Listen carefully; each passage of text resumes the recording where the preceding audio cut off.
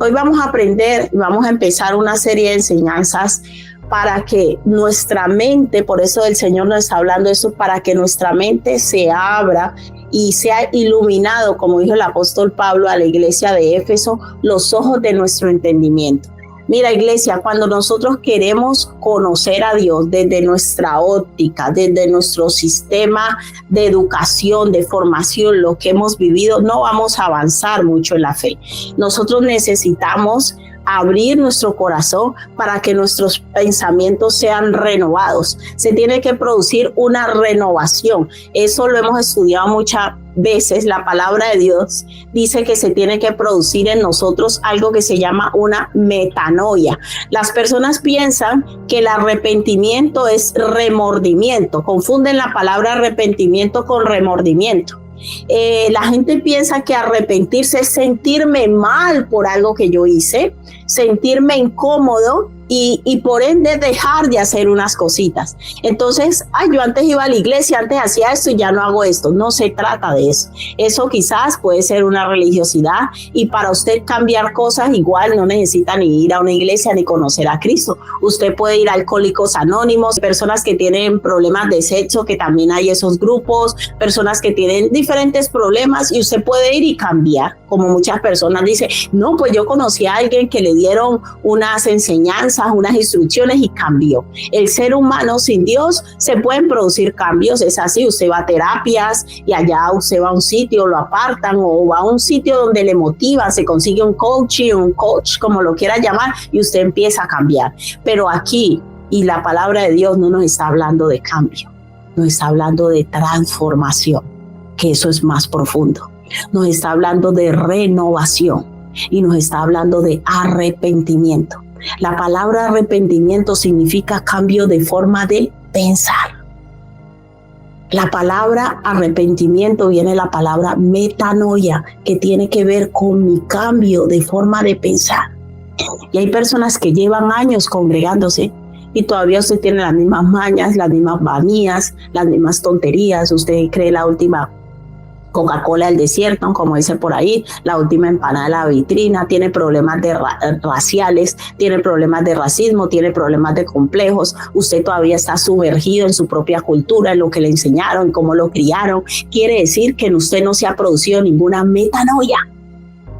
Como dicen por ahí, usted es el mismo cerdito, sino que lo han bañado y le han puesto un corbatín rosa para verse diferente, pero su estructura de pensamiento sigue siendo la misma. Usted todavía está pensando en cómo lo crió su papá, cómo lo crió su mamá, cómo lo educó su abuela, cómo lo trataban en su casa, cómo le hablaban aquí, cómo le hablaban allá, y a eso se suma su propia estructura de pensamiento. Es que yo quería hacer en la vida esto, y yo quería que me trataran así, y yo quería que me dieran estos privilegios. Entonces, aunque usted va a una iglesia, usted ha creído en Cristo, usted sigue siendo la misma persona.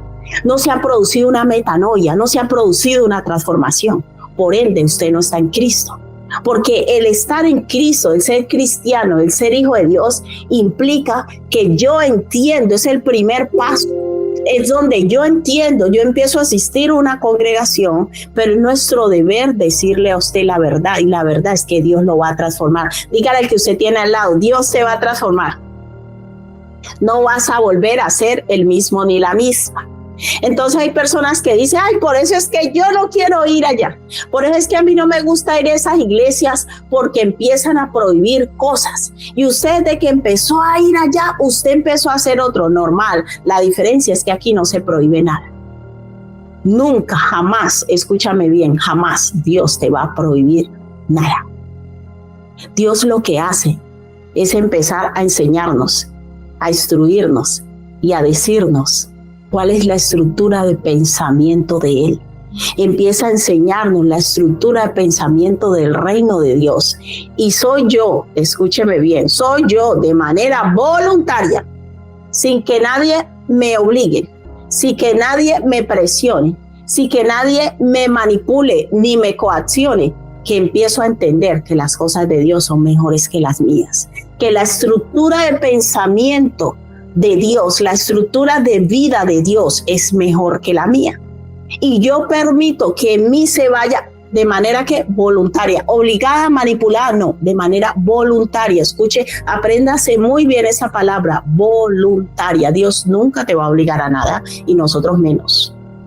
De manera voluntaria, usted entiende. Sus pensamientos van siendo renovados en la medida que usted va estudiando la palabra, usted va conociendo a Dios. Usted va entendiendo que lo de Dios es mejor que lo suyo. Que nada le sirve a usted andar creyéndose mejor que los demás. Eso es un pensamiento pobre. Y que si eso usted lo hace feliz cuando usted humilla y menosprecia a otros, usted es de mente corta. Entonces Dios le va enseñando a uno, honestamente, a ser persona. Dios nos va enseñando que para yo tener valía no necesito tener dinero en el bolsillo, andar en un buen coche o tener una casa. Existen valores superiores y Dios me va enseñando que aunque yo tenga eso, no soy mejor que nadie y que Dios me da todas esas cosas para yo ser de bendición a otros. Porque ¿qué nos sirve, amados, tener cosas para irle presumiendo a otros, humillando a otros, aplastando a otros y decirles, yo soy mejor que tú? Eso, ¿qué satisfacción puede producir en un corazón? En una naturaleza caída, sí, pero en la naturaleza y en el pensamiento del reino de Dios, si usted se pone a estudiar la palabra de Dios, se da cuenta que los principios de Dios tienen que ver con amor, con misericordia, con gracia, con aprender a relacionarnos con los otros, con aprender a amar y aprender a perdonar. Aprender que la mayor riqueza de un ser humano está cuando yo aprendo a ser de bendición para otros, a darle valor a la vida de otros por encima de la mía en muchos casos.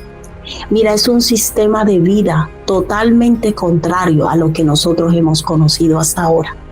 Y hoy Dios te está invitando a una mejor vida, a una vida donde tú tienes valor, no porque las personas te digan que eres valioso, sino porque Él te diseñó con un plan y un propósito perfecto y Dios todo lo hace bien. Y cuando Dios decidió que tú nacieras, es porque Él ya tenía un plan para tu vida y en ese plan había un valor grande para ti.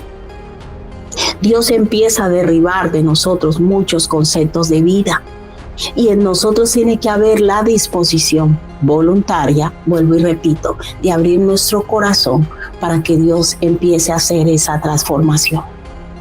Acercarse a Cristo significa cambio de vida, cambio de mente, cambio de estructura de pensamiento, porque Dios empieza a diseñar y a hacer de nosotros una nueva persona. ¿Qué persona? Esa persona que Él había diseñado desde antes que naciéramos. Entonces, todo el reino de Dios, toda la palabra de Dios, todo lo que tiene que ver con Dios, se establece sobre principios eternos. Dios no hace nada dentro de esta dimensión temporal. Todo lo que Dios hace, Él lo trae desde la eternidad y lo manifiesta en esta dimensión temporal.